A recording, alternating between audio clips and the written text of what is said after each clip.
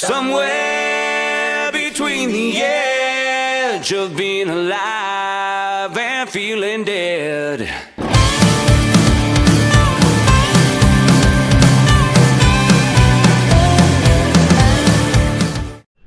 Welcome back to the channel. Today we're going to look at charging adapters on my Tesla Model 3. Had a subscriber ask about that, so let's get started here. I'm going to open the front.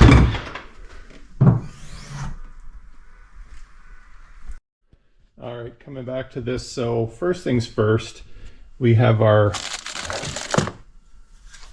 A2Z CCS to NACS or Tesla plug adapter.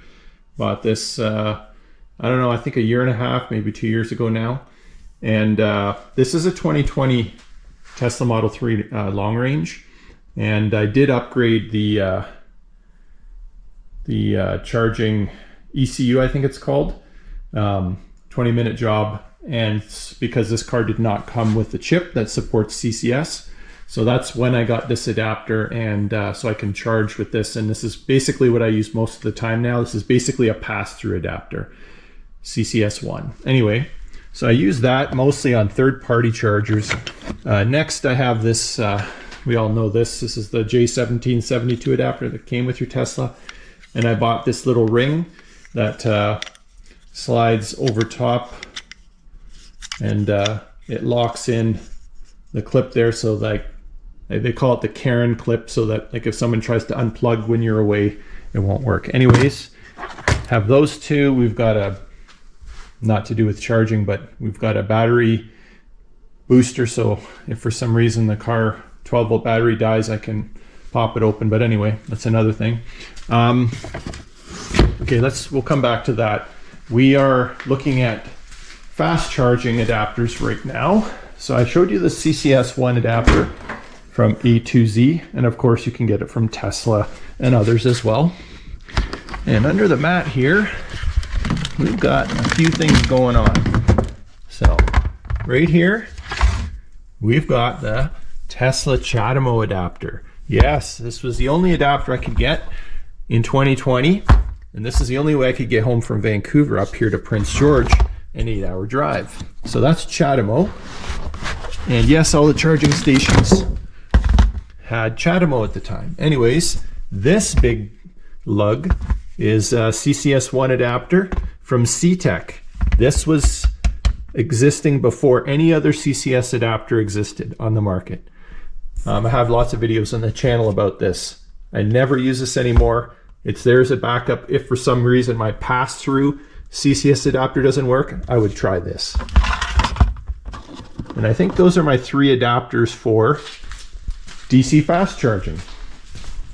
Beyond that, have a whole slew of AC adapters. I already showed the J1772 level 2 adapter.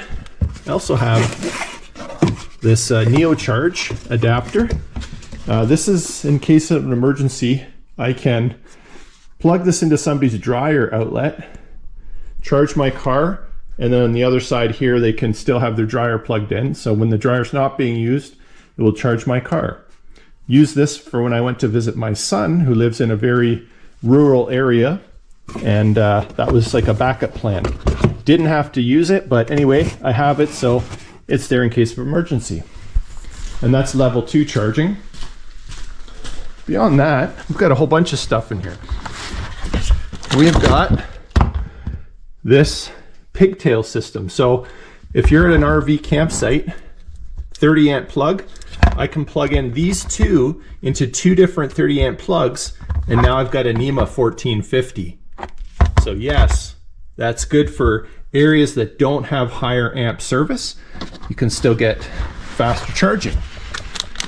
What else do we have in here? Well, we've got cables, extension cables for different things. We've got the Tesla, let's see, is this just the portable adapter? No, these are all this is the kit you can get from Tesla, which has all kinds of adapters, or like plug adapters for the portable adapter. This special one I bought on Amazon. This is sort of the single version of that, but it plugs into the Tesla adapter on this end. And so this is just a single 30 amp. If I can't plug into two 30 amps, I'll use this if that's all I can get. This, and these are all just different plugs for different plug types. I'm not going to go through them all. You can look on Tesla's website for that. All right, what else do we have? So this is the Tesla portable adapter, but I do have something else, which I don't even think they sell anymore from Tesla. This bad boy is a NEMA 1450 corded adapter. So it is a NEMA 1450 plug, but it's not, you cannot swap the plug out. It's just hardwired in. Gotta get that in the light there. It's just hardwired in. And that allows more amps. I think this goes like up to 40 amps, as opposed to the regular portable adapter with the swappable plug only goes up to 30 something. So this one can go faster. And I mean, every minute counts when you're in a rural area. If they have a 50 amp RV plug, this is what I'll use. And I think that's pretty much it. Otherwise, I just have in here various adapters and emergency kit things and those kind of hockey puck things if I need to jack up my car, a shovel to shovel out snow at charging stations, and that's pretty much it. So that's what I have, and that's how I get around. Thanks. Alright guys, so before we get into showing some clips of me charging at various charging stations, just to kind of show how that works, we're going to go over some information that's pretty important that's not maybe as obvious as you'd think. So anyway, let's take a look at the Tesla website here, vehicle charging speeds. Okay, so we're going to start off talking about AC charging, so like charging on your regular home electrical outlets. We're going to talk about 220 volt specifically, and you'll see that the maximum speed that your Model 3 can charge is depending on the model that you have. So here at the bottom there's a little note that says the maximum charge rate for Model 3 and Model Y rear wheel drive is going to be slower than the long range and performance models. So the standard range or just rear wheel drive can only charge on AC current up to 32 amps. Whereas you can see that the others, they can go up to like 44 amps, right here, 44 amps. So what's the difference? So the onboard charging unit on the rear wheel drive is limited to 32 amps. So there's a few things to understand here. First of all, the rear wheel drive car itself can only accept AC electricity up to 32 amps. So that's the car. So there's no point in buying charging adapters that go faster than 32 amps if you have a standard range car, rear wheel drive, because it won't go any faster than that. If you have a long range or a performance model, then there might be a case for getting an adapter that goes more than that. So if you can save money, understand that your car can only go up to 32 amps for AC current if you have a rear wheel drive Model 3 or Model Y. So that's the first thing to note. And I say that because you can get, like I talked about, that corded NEMA 1450 adapter unit, which allows you to go 40 something amp charging. Well, that's not going to do any good on a rear wheel drive model, which can only go up to 32 amps anyway, right? So there's some things to think about for AC charging. Now let's move on. So looking here, and this information used to be available on Tesla's website, but it isn't anymore, probably for a number of reasons, because it created confusion. But you'll see for DC charging, and that's level 3 charging, the fast charging at the Tesla superchargers or possibly third-party DC fast chargers, rear-wheel drive units, once again, will only charge up to 170 kilowatts. So even if those superchargers can go up to 250 or faster, if you have rear-wheel drive, you will not ever go past 170. If you do maybe 5 kilowatts more, but you're not going to go into the 200s. Whereas long range and performance models, they can go up to 250 kilowatts. Okay. And of course, they mentioned the AC charging limits down here as well for the two different models. So once again, supercharging for rear wheel drive will only go up to 170. So good to know that. Now, how does that impact the car? Well, you'll notice the top row here. The battery sizes are different for rear wheel drive and long range. So it's going to take longer to charge longer range battery cars, right? Because they're 30% more or so battery capacity. So in the end, you know, we'll get to that, but you'll see here, this website talks about how long does it take to charge rear wheel drive, long range, right? It's actually in some cases a little bit faster to charge rear wheel drive. Really depends how long you're sitting there at the charger. And why I say that is, here's a charging graph. So the yellow is a performance model, which would be the same for the long range. So performance and long range would be this yellow. And then these others would be various rear wheel drive models made in different years. But you'll see that the long range and the performance models, because they can start at 250, they charge much faster when your car is at a lower state of charge. But around 50%, if your car is at 50% state of charge, after that they kind of all charge at the same speed anyways.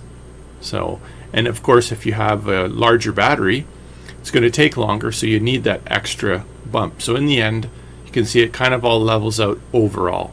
So that's just some information about how long it takes to charge your rear-wheel drive versus your long-range and performance models. We're going to take a look now, some video clips of me charging at various locations with different adapters, and we'll finish it off that way. Thanks. All right, everybody, so the only way to get this to work, which you can see it is working now, flashing green, was to find the station number, which is this right here, this AAB25232, and on this one over here, you'll see it's some different number right here, and you type that AAB dash whatever the number is into the address of the Flow app, and it'll come up with that, and then you can start the charge from the app. My card did not work, and the BC Hydro app didn't work. It couldn't even find it, and the Flow app wouldn't show it on the map. You had to enter the station by its number. So, but it says it's free to charge. They're not charging anything for now, and getting 6 kilowatt. So there you go. All right, so here's the wall charger. I've already done kind of a full video on this, but just to recap, that's your NEMA 1540. Good dryer plug, right? And I'll plug this back in. Okay, and this, installing this, probably $300 to $500, depending on how far away it is from fuse box. And then that should be good enough. You could install your portable Tesla charger if you get an adapter for about $35. The 1540 adapter you have to buy. They don't ship it anymore with the car. I got a kit anyways. So I have this plug, but I also had this wired to the wall charger, the Tesla wall charger. And really thick cable here, right? This is really thick. It's not this thick anymore with the version you can buy online, the 3rd generation, but I like this. Is 24-foot cable, and nicely wraps around here, and it's charging happily there. All right, so like I said before, the first thing we're going to do is we're going to charge using the Tesla wall charger. Come on, Mr. Cable. And so Push that button. In we go. And let's go take a look and see how fast it's going to charge with this Tesla wall charger. Okay, it's starting to ramp up. And 4 kilowatts. Notice the amps climbing. Should get up to 48. I turned on the heat for a while and burned off some of my energy. I'm going to plug it into the NEMA 1450. So I have this adapter. You'll have to get this. Does not come with your Model 3 anymore. It used to. I got the whole kit of all the adapters. Let's take this one out. Okay, this. I'm going to need this bad boy here. So this is a kit you get nowadays with your Model 3. So this is sort of like the portable charge kit. This is your J1772. So that's like your 1772 Tesla adapter. And you get like a normal 110 volt adapter.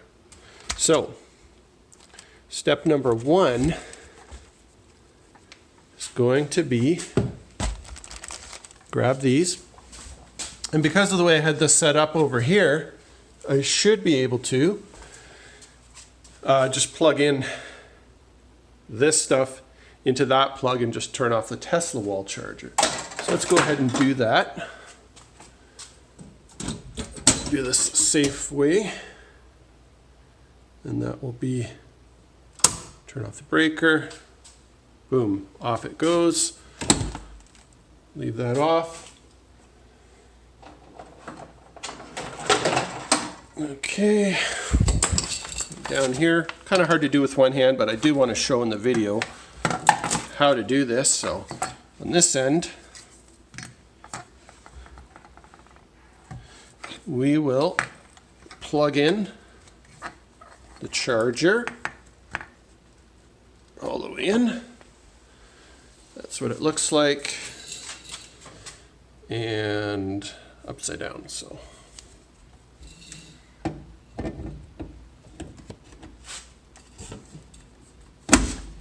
okay, so that's all plugged in. Turn on the breaker. Tesla green.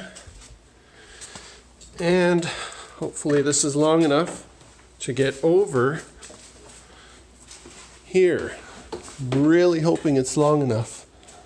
It's going to be a stretch. It's going to be a stretch. Are we going to make it? Oh, just barely. Boom. So great. Show me green. Show me green. Green is good. Okay.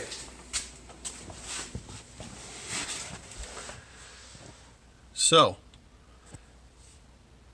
ramping up the amps. I think this, yeah, notice this now caps out at 32 amps. The portable charger doesn't go as high. The cable's a little bit thinner.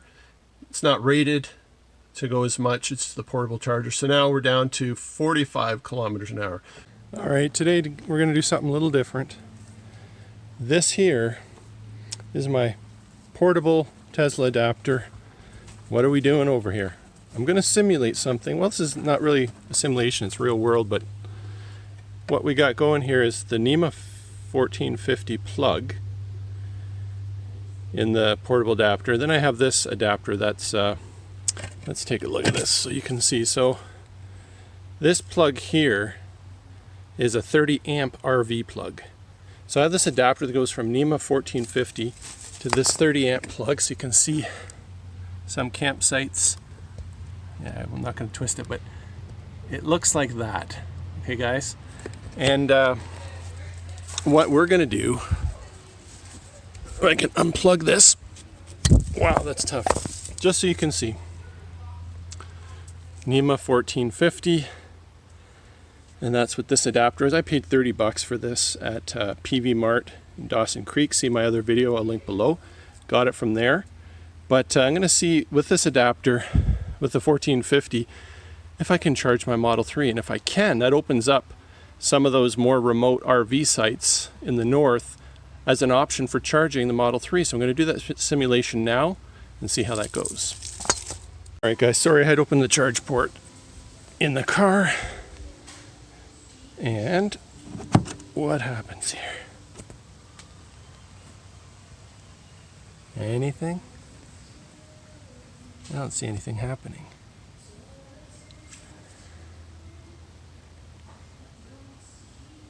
Let's make sure everything's plugged in. All right, guys, so nothing here.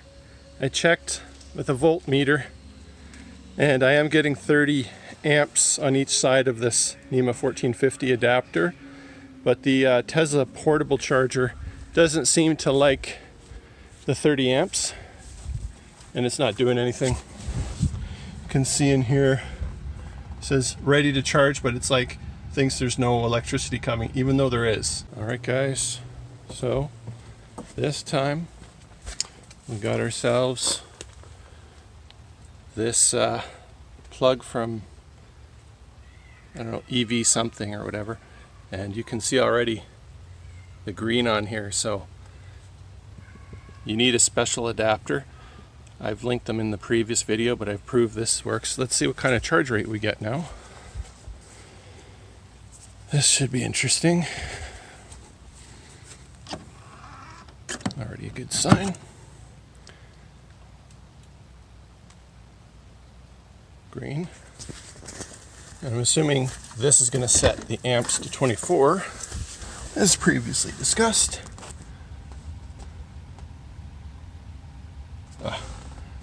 Need to set my limit a little bit higher.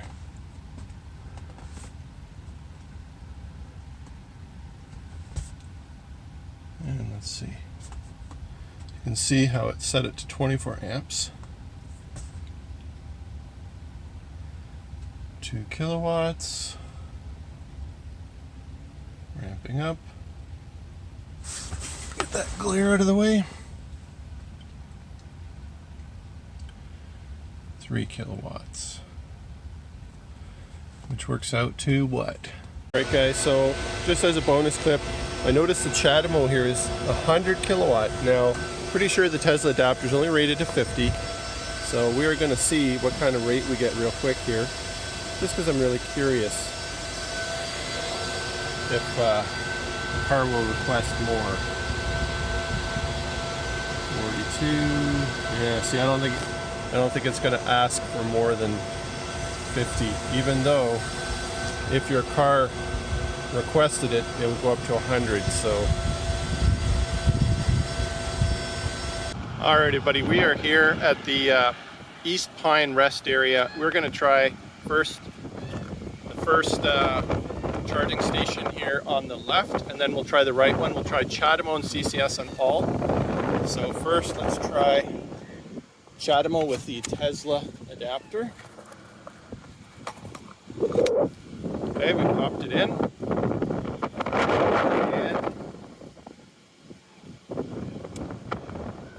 let's see what we get. Going for green. Not sure if I have to. Okay, it's just doing the isolation test. It's still hooking up.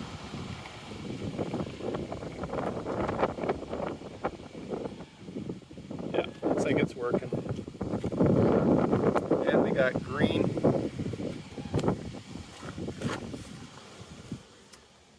And what do we got for kilowatts?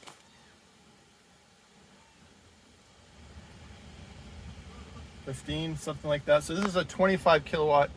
Both of these Delta chargers are 25 kilowatt. There is a J1772 right over there, much slower. But so far so good. We are getting some charge here. Hey guys, so just to confirm, getting 20 kilowatts with my CCS adapter. This is the A2Z Thunder something, and this is Slim Creek. Working good. All right, guys, so we're here at the On the Run Chevron in College Heights. These On the Run chargers, and I just use the Journey app, selected the station ID right here, which it shows is 18. Got my CCS adapter, and we're going to give this a try. Pull this out if it'll let us, which it does. Big, massive, heavy plug. Super, super thick cable, my goodness. This thing's like impossible to bend.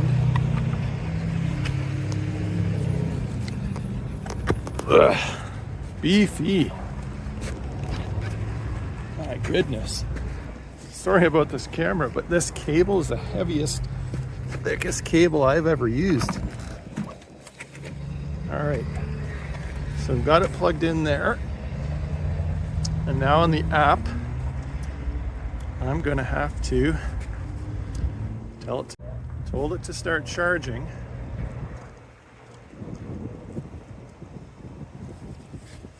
Look at how thick this cable is. It's like 2 inches thick. Thickest cable I've ever seen. It says it's charging. We've got green. I did some preconditioning when I was en route from the supercharger, so we can see here we're getting 43 kilowatts. All right, we're with our Chademo or CCS, and we're gonna use our RFID card to swipe BC Hydro after the app update. Okay, authenticating. Let's get this in here. Come on, Tesla. Ugh. It's hard to do this with one hand. Okay.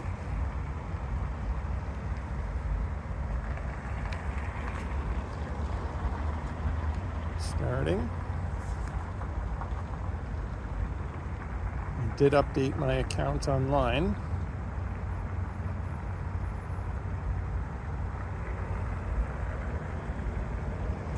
Green.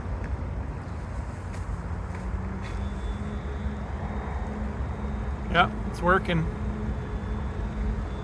All right, BC Hydro card at a flow station. This is after the app update.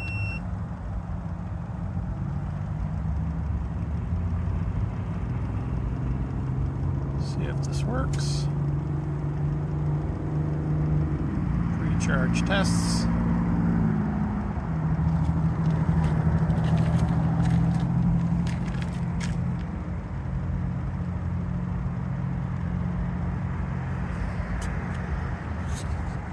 Green means good. Looks like everything's working fine. Hello once again everyone, we are here at Little Fort using the Setec CCS adapter. I believe these are 50 kilowatt ABB. Asia Brown Bovary, I believe is the name of the company. And doesn't say the amount of kilowatts, I think. Oh, maybe that's 24, I don't know. We will see what it says inside, but there's the CCS. And here's my dirty Tesla. I'm driving in this winter weather. And let's see what we're getting inside here. It's pretty mild. Fair amount of snow out here though.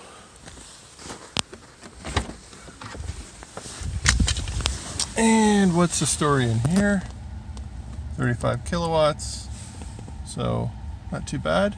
All right guys, we're here at the Electrify Canada, charging with the Setec CCS charger, and it looks like it's charging.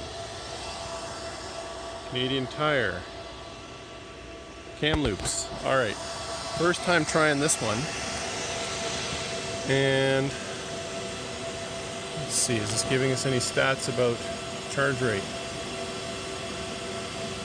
Just says charging. Should be going up to 350 kilowatts on that machine, but I know it's not going to be that in the car. But just curious with this adapter, what the deal is. So we're only getting 35 kilowatts. Interesting. That's not very much. Alright guys, this turned out to be a long video, but there's a lot of information in here. You'll see at this temperature graph, this is a last important note, depending on the temperature outside, it will affect how fast you can charge. Whether it's AC or DC doesn't matter, because batteries are affected by temperature. So you'll see when it's -20 and colder, or if it's like 40 degrees Celsius or warmer, your charge speed will go down.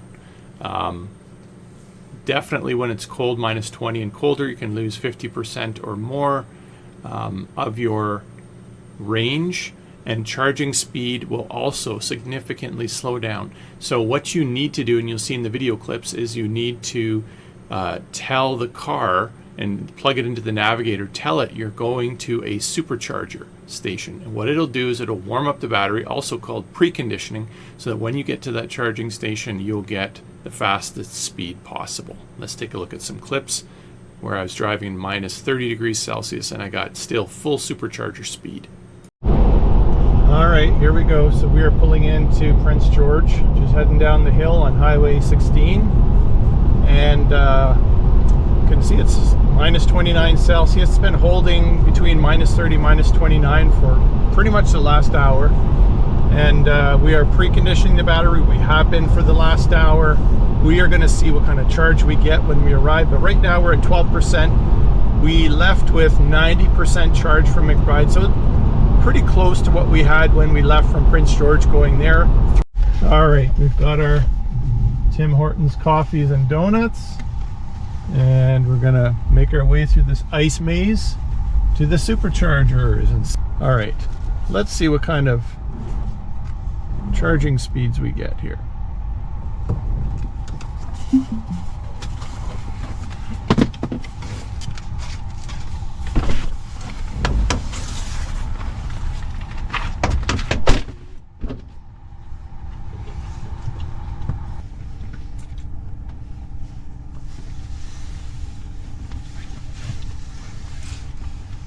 Still ramping up, almost up to 140. There we go.